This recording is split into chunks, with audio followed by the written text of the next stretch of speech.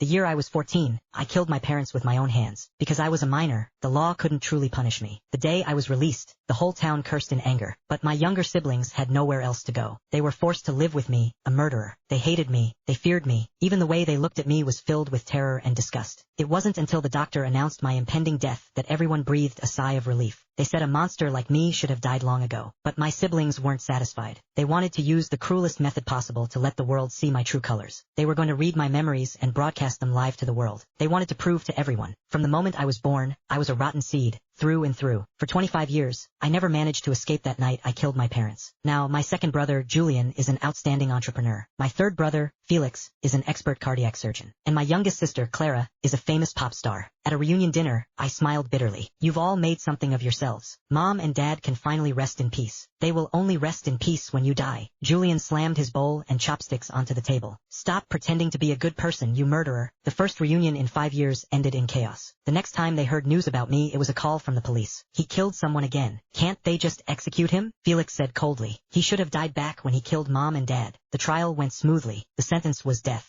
But during the prison physical, the doctor discovered I had late-stage cancer. I had 3 months left. On my deathbed, I heard familiar voices. As expected, a murderer just can't stop killing, Julian said with disgust. The whole hospital is gossiping that I have a patricidal brother. I'm too ashamed to show my face, Felix complained. My schedule is ruined, and my chances for the Golden Melody Award are gone. Clara pouted. After a moment of silence, Julian suddenly spoke up. I heard the Academy of Sciences has a memory reader, can extract his memories. If we make them public, everyone will know he was born a devil, and we are just his victims. They hit it off immediately and contacted the authorities to bring the equipment. Mr. Lin, although this device can read deep memories, the side effects are irreversible. The human body will suffer severe damage, and accidental death is a possibility. We need you to sign this waiver. Felix immediately grabbed the agreement and signed it. I'm a doctor. I'll take responsibility if he dies. Clara contacted the livestream platform. She wanted the whole world to see clearly just how much I deserve to die. Soon, the broadcast began. My siblings put on the special glasses to view the memories. The blurred images slowly sharpened into clarity. Scene 1. It was less than a year after our parents died. The noodle shop they left behind was barely surviving. I was not yet 15, trying to lead 3 younger siblings. How could we not be bullied? Business was terrible due to the heavy winter snow. After paying the protection fee to the local gangs, I didn't even know where next month's food money would come from. Hey, Felix has a high fever. It's 104 degrees. Julian suddenly ran out from the back room. He was always afraid of me. Even when speaking to me, he hid behind the doorframe. I looked at the $15.70 left in my hand and gritted my teeth. Julian, you take care of the little ones. I'm going out. Before he could respond, I pushed open the door and walked into the darkness. Comments from siblings. Look at that. Even when Felix was burning up with a fever, he just ignored it and went out to play. It's a miracle we survived this long.